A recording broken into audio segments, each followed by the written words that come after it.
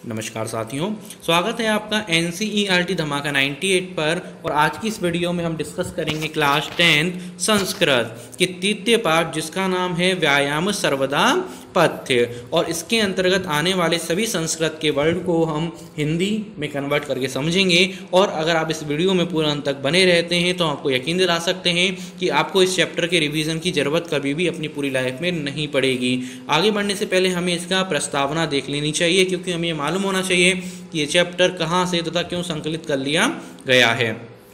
तो प्रस्तुत पाठ आयुर्वेद के प्रसिद्ध ग्रंथ शुद्ध संहिता के चिकित्सा स्थान में वर्णित 24वें अध्याय से संकलित है। इसमें आचार्य सुश्रुत ने व्यायाम की परिभाषा बताते हुए उससे होने वाले लाभों की चर्चा की है। शरीर में सुगठन, क्रांति, स्फूर्ति, सहिष्णुता, निरोगिता आदि व्यायाम के प्रमुख लाभ हैं। अब चलेंगे हम पहले श्लोक की ओर। शरीरायास जननम कर्म व्यायाम संगीतम तत्कृत्वा तुम सुखम देह भ्रमदि नियात संमंततः।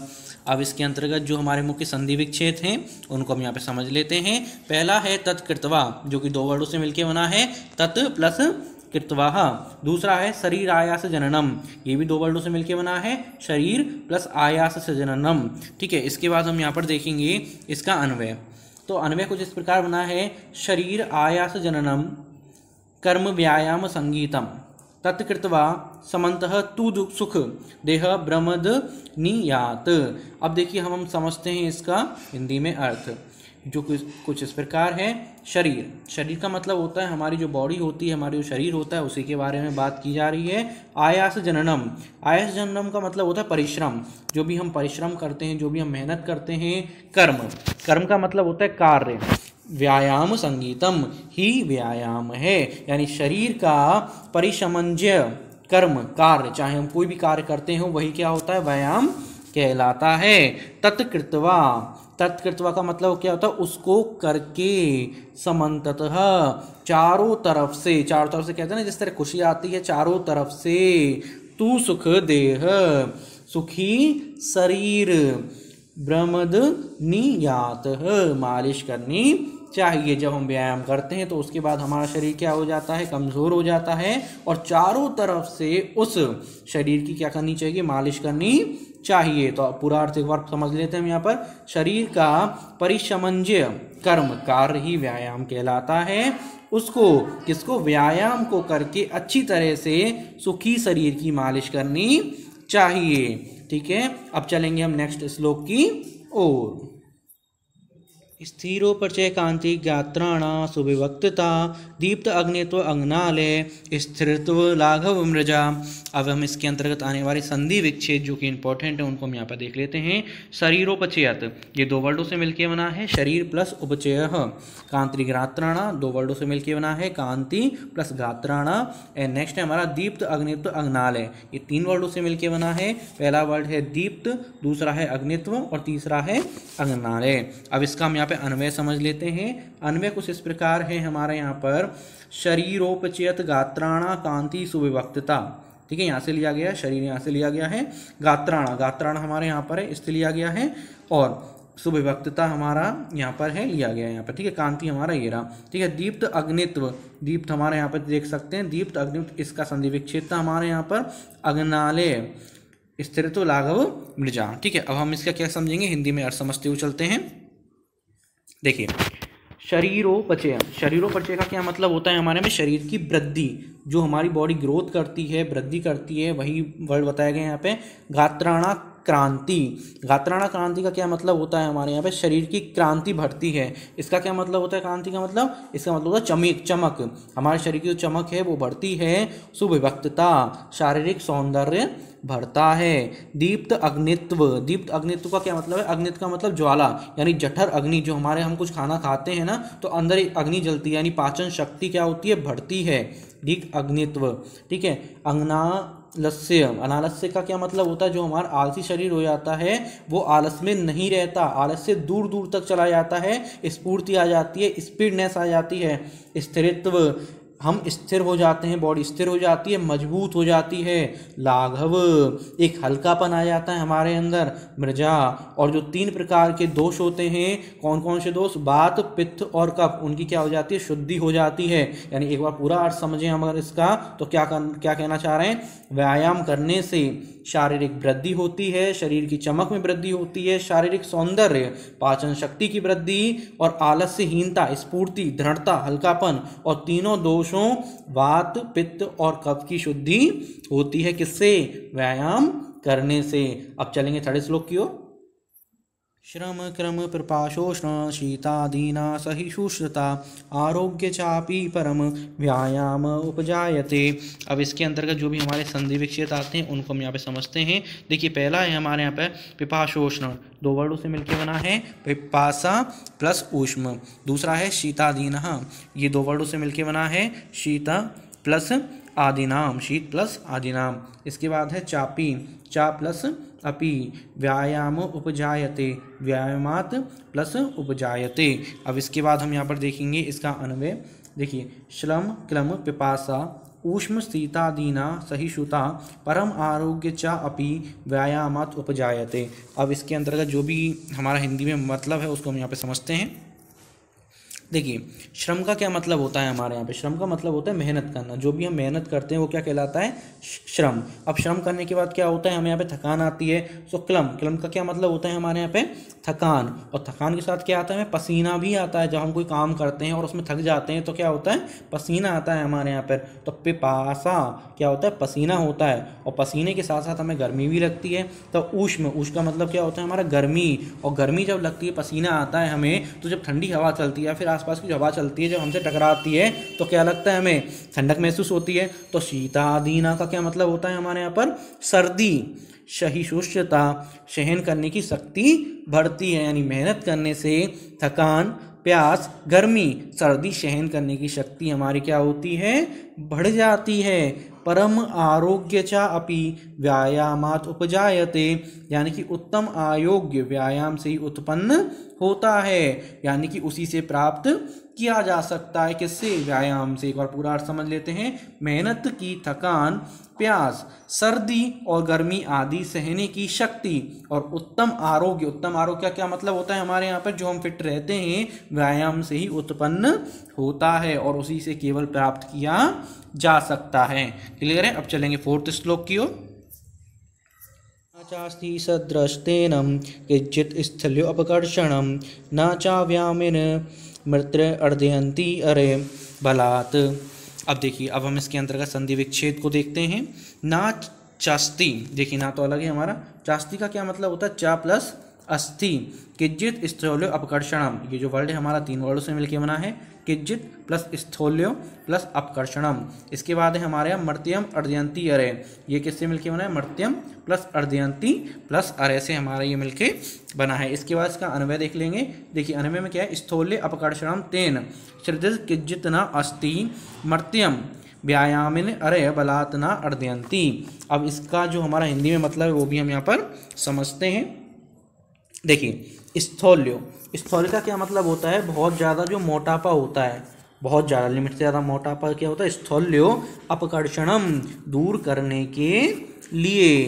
तेन सदृश किंचित् न अस्ति, इसका क्या है, उसके समान कोई नहीं है। किसके समान, व्यायाम के समान। मोटापा दूर करने के लिए व्यायाम के समान कुछ नहीं है, व्यायाम करके ही मोटापा दूर किया जा सकता है। मृत्यम, जो मरने वाला है, जिसकी मृत्यु निकट है। व्यायामीन, व्यायाम करने वाला इंसान। अरे क्या होता है, शत्रु भी। बलात्ना अर्यंती, कुचल नहीं सकता, हानि नहीं पहुंचा सकता। यानी एक ऐसा व्यक्ति जो मृत्यु के बहुत ज़्यादा निकट है और प्रतिदिन व्यायाम करता है, उसका शत्रु भी यानी कि उसका बुढ़ापा भी, उसकी मौत भी उसके लिए हावी वहाँ पर नहीं हो सकती है। समझ गए आप। अब पूरा अर्थ एक बार हम समझ लेते हैं। यहाँ पर अधिक मोटापा दूर करने के लिए उसके किसके, व्यायाम के समान कोई दवाई नहीं है। मृत्यु के निकट पहुंचा यानी कि मरणशील व्यायाम करने वाले इंसान को दुश्मन ताकत से कुचल नहीं सकता, यानी हानि नहीं पहुंचा सकता। अगर आप प्रतिदिन व्यायाम करेंगे तो बीमारियां भी आपका कुछ नहीं बिगाड़ पाएंगी। अब चलेंगे 5th श्लोक की ओर। न चैन सहसाक्रम्य जरासमधिरोहिति स्त्री भवति मांसम च व्यायाम अविरतस्य च। अब इसके अंतर्गत हम संधि विच्छेद जो आए हैं उनको देख लेते हैं। देखिए चैन, ये 2 वर्डों से मिलके बना है, चा प्लस एनम, सहसाक्रम्य, सहसा प्लस आक्रम्य, और व्यायाम भी अभिरति ही, ये किससे मिलके बना है, व्यायाम प्लस अभिरतस्य से मिलके ये बना है। अब इसका अन्वय देखेंगे हम यहाँ पर।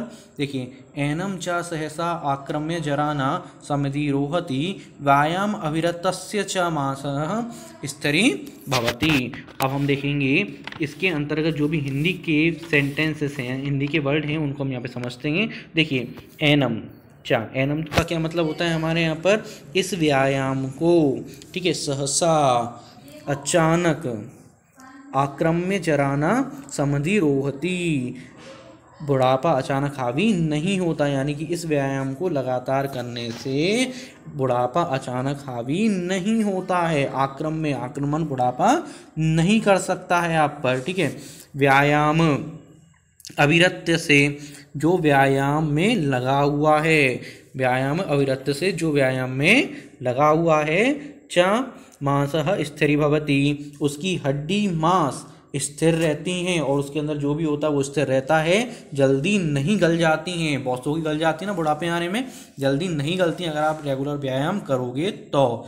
अब एक बार पूरा अर्थ समझ लेते हैं। इस किसको, व्यायाम करने वाले इंसान पर अचानक बुढ़ापा हावी नहीं होता है, और व्यायाम में तल्लीन यानी कि लगातार रहने वाले व्यक्ति की हाड़ मांस हड्डियां स्थिर होती हैं, जल्दी नहीं गलती हैं। चलेंगे हम नेक्स्ट श्लोक की ओर। व्यायाम स्विनिघ्रातस्य पदभ्यामुवर्तितस्य च व्याधियो अनुपसर्पन्ति वैनते यमिवोरगः वयोरूपगुणहीनम् अपि कुर्यात् सुदर्शनम। अब इसका हम यहाँ पर संधि विच्छेद देख लेते हैं। देखिए पदभ्यामुवर्तितस्य, इसका क्या है, पदभ्याम प्लस ऊर्ध्वतिस्य, ठीक है। इसके बाद है व्याधियो नोपसर्पन्ति, ये किससे मिलके बना है, व्याध्य और प्लस नोपसर्पन्ति से। और अगर हम नोपसर्पन्ति की बात करें तो ये किससे मिलके बना है, ना प्लस उपरसंति। इसके बाद है हमारा वैनतेय में वो रगहा, ये किससे मिलके बना है, वैनतेयम प्लस इव प्लस उरगहा। इसके बाद है हमारा वयोरूप गुणे हिरणम अपि, ये किससे मिलके बना है, वयो रूपेण हिनम प्लस अपि कुर्यात सुदर्शनम, कुर्यात प्लस सुदर्शनम से मिलके बना है। अब हम क्या देखेंगे, इसका अन्वय देखेंगे। देखिए पदभ्याम उर्वतिस्य व्यायाम स्विनिघ्रातस्य च व्याध्य वैनतेयम उरगा इव न उपसन्ति वयोरूपेण हीनम अपि सुदर्शनम कुर्यात्। अब इसका हम हिंदी में अर्थ समझते हैं। पदभ्याम, पदभ्याम का क्या मतलब होता है, पैरों से, दोनों पैरों से। उवतितस्य, उवतितस्य का मतलब ऊपर वाले, पैरों से जो हमारा ऊपर वाला होता है ना। व्यायाम स्विनिघ्रातस्य, इसका क्या मतलब होता है, व्यायाम करने से गात्र सुन्न हो गई है, इसका मतलब पसीना आता है। जब हम कोई व्यायाम करते हैं तो जो पैरों का ऊपर वाला हिस्सा होता है उसमें पसीना आता है ना, उसी की बात की जा रही है। स च व्याध्य, बीमारियां आक्रमण नहीं करती हैं। कैसे नहीं करती हैं, वैनतेयम, वैनतेयम का क्या मतलब होता है, बांग पक्षी के साथ उरंगा सांप एवना उपसयंती, इसका क्या मतलब होता है, जिस प्रकार एक सांप बाघ पक्षी से कभी भी लड़ाई करने के लिए नहीं जाता है, उसी प्रकार बीमारियां रूपी सर्प इस मजबूत पसीने से तर शरीर वाले पंछी के पास नहीं जाता है, बीमारियां उस पर अटैक नहीं कर सकती हैं। वयोरूपेणुहीनम अपि सुदर्शनम कुर्यात्, इसका क्या मतलब होता है, व्यायाम से आयु रूप गुणहीन को सुदर्शन करना चाहिए। एक बार पूरा समझते हैं हम यहाँ पर। दोनों पैरों के ऊपर उठने वाले, व्यायाम करने वाले और पसीने से लथपथ शरीर वाले के समीप रोग व्याधियां नहीं जाते, जैसे गरुड़ के पास सांप नहीं जाते। व्यायाम से आयु, रूप और गुणहीन को सुदर्शन करना चाहिए। अब देखेंगे आगे की श्लोक की ओर। व्यायाम कुर्वतो नित्य विरुद्धमपि भोजनम विदग्ध अविदग्ध व निर्दोषे परिपच्यते। अब इसका हम यहाँ पे संधि विच्छेद देख लेते हैं। विरुद्धमपि, देखिए विरुद्धमपि दो वर्डों से मिलकर बना है, विरुद्धम प्लस अपि। और विग्धम विरुद्ध, ये किससे मिलकर बना है? विग्धम प्लस अविदग्धम। ठीक है, अब इसका अन्वय देख लेते हैं। नित्य व्यायाम कुर्वतो विरुद्धम भोजनम अपि विदग्धम अविदग्धम व निर्दोष परिपच्यते। अब देखिए, अब इसका जो हमारा हिंदी है उसको हम यहाँ पर समझते हैं। देखिए नित्य, नित्य का क्या मतलब होता है हमारे यहाँ पर? हमेशा। व्यायाम कुर्वतो, व्यायाम करने वाला। विरुद्धम भोजनम, वह विरुद्ध भोजन को भी। अपि विदग्धम, विदग्धम का क्या मतलब होता है? बहुत ज़्यादा पका हुआ, जो कि बहुत ज़्यादा खाना क्या होता है, बहुत ज़्यादा पका देते हैं ना, ड्राई फ्रूट्स वगैरह जो वो जो हमारे समोसे वगैरह होते हैं बहुत ज़्यादा पके हुए जो होते हैं, इस टाइप से बहुत ज़्यादा पके हुए भोजन को। या फिर अविदग्धम, कच्चे भोजन को। व निर्दोष परिपच्यते, बिना किसी दोष के पचा लेते हैं। यानी कि जो हमेशा व्यायाम करने वाला होता है वो उल्टा सीधा खाना, विरुद्ध भोजन जो बहुत ज़्यादा पका हुआ है और जो बहुत ज़्यादा नहीं भी पका हुआ है, कच्चा है, उसको भी बिना किसी परेशानी की पचा लेते हैं। उतना स्ट्रॉन्ग उनका डाइजेस्टिव सिस्टम हो जाता है। अब एक बार पूरा अर्थ समझते हैं हम इसका। हमेशा व्यायाम करने वाले मनुष्य का विपरीत भोजन यानी खराब भोजन, अच्छी तरह पका हुआ या फिर कच्चा या फिर अध पका खाना भी दोष रहित पच जाता है। इसीलिए रेगुलर क्या करना चाहिए? व्यायाम करना चाहिए। अब चलेंगे हम यहाँ पर 8th श्लोक की ओर। व्यायामो ही सदा पथ्यो बालिना स्निग्ध भोजनाम स च शीते वसंते च तेषा पथ्यम स्मतः। अब इसका हम संधि विच्छेद देख लेते हैं, जो भी इसके अंतर्गत संधि विच्छेद आए हैं।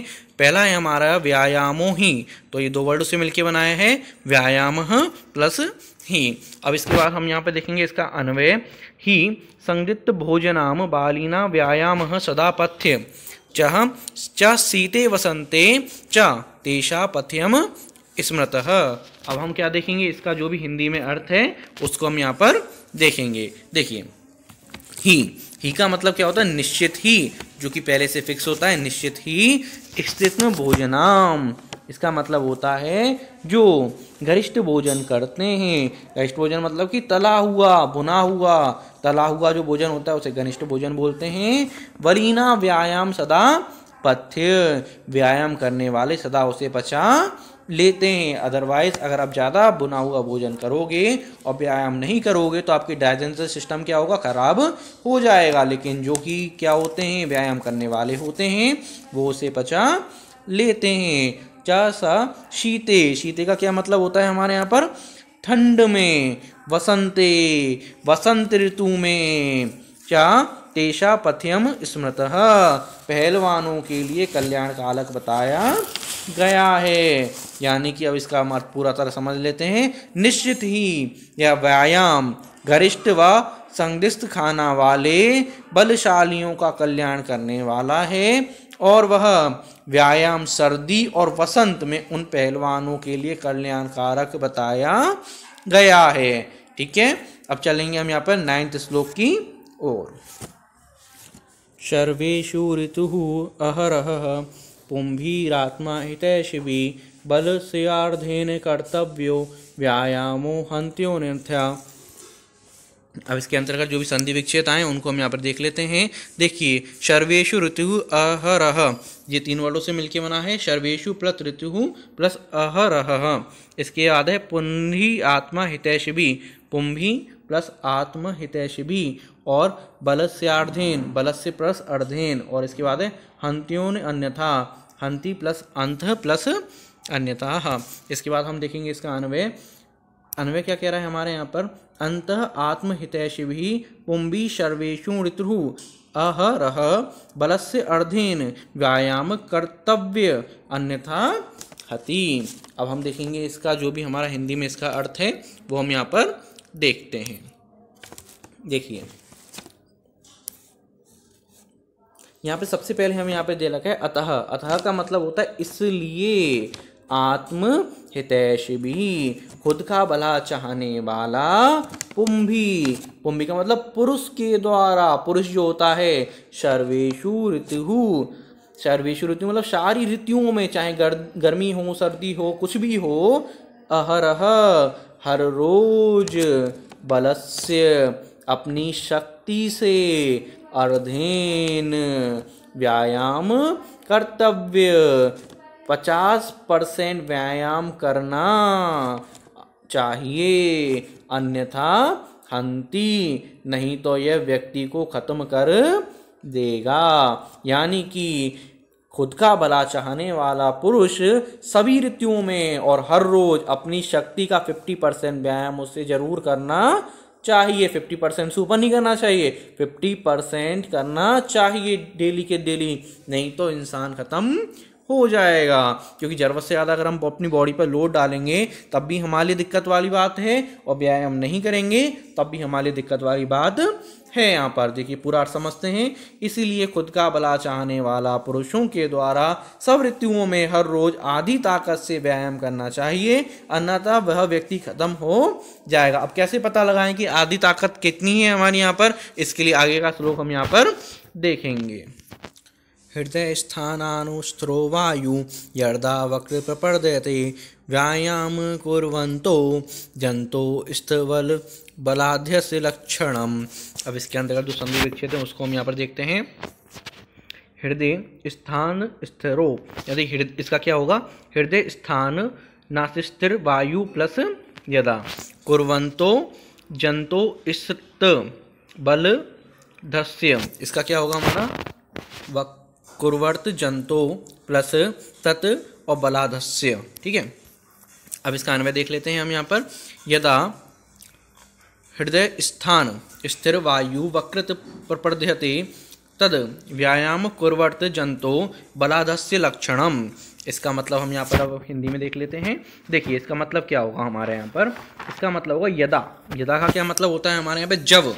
पहचान बताई जा रही है कैसे 50% हमारा यहाँ पर व्यायाम हो गया, जब हृदय स्थान स्थिर, जो हमारे जो दिल में, जो हमारी छाती में हवा होती है, वायु होती है, वायु, ठीक है, वायु होती है, वक्रत प्रपर्दयते, हमारे मुंह के द्वारा मुंह तक आ जाती है। यानी कि हमारे हृदय में जो हवा होती है जब वो हमारे मुंह तक आ जाए, ठीक है ना, तद तो व्यायाम कुर्वर्त जंतो बलाधस्य लक्षणम, तो समझना चाहिए कि यह व्यायाम करने वाले मनुष्य की आधी शक्ति है। जब भी हम देखते हैं ना, जब भी हम कोई काम करते हैं, व्यायाम करते हैं, तो हमारी क्या होती है, सांस फूलने लग जाती है।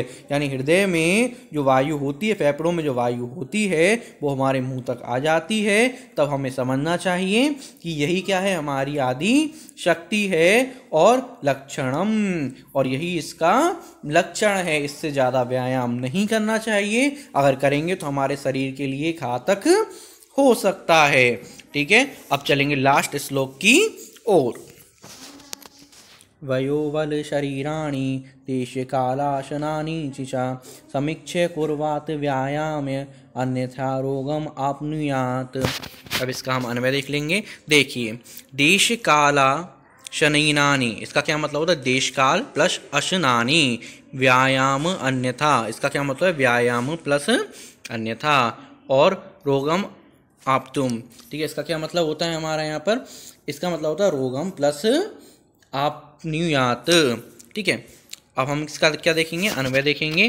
वयो वल शरीराणि देश काला शनानि च समीक्ष्य व्यायाम कुर्वात अन्यथा रोगम अनुप्यात। ठीक है, देखिए इसका मतलब क्या है हमारे यहाँ पे, ओवरऑल हमसे ये बताया गया है कि हम किस जगह पर हैं, किस देश में, उसके अकॉर्डिंग हमें व्यायाम करना चाहिए, अन्यथा वो हमारे लिए घातक सिद्ध हो सकता है। चलिए देखते हैं। वयो, वयो का क्या मतलब होता है, आयु, हमारी क्या आयु है, छोटे हैं, बड़े हैं, बूढ़े हैं, उसके अकॉर्डिंग हमें क्या करना चाहिए, व्यायाम करना चाहिए। अगर एक व्यक्ति जो जिसकी उम्र 20 से 25 साल की है, उसी व्यायाम को अगर कोई ऐसा व्यक्ति करता है जिसकी उम्र 50 से 60 या 70 साल की, तो उसके लिए घातक हो सकता है। तो हमें आयु के अकॉर्डिंग करना चाहिए। बल के अकॉर्डिंग कितना बल है हमारे शरीर में, शरीराणी, शरीर का बल, कैसा शरीर है हमारे यहाँ पर। देश, किस देश में है हम यहाँ पर। अगर हम विदेश का व्यायाम यहाँ करेंगे तो हो सकता है हमारे लिए दिक्कतें हों, क्योंकि वहाँ का खान पान अलग है, यहाँ का खान पान अलग है। देश काला, किस काल, क्या समय है, कौन से समय का हम व्यायाम कर रहे हैं, सुबह का व्यायाम कर रहे हैं, शाम का व्यायाम कर रहे हैं, कौन सा कर रहे हैं हम यहाँ पर। और देश शनीनी, भोजन कैसा है।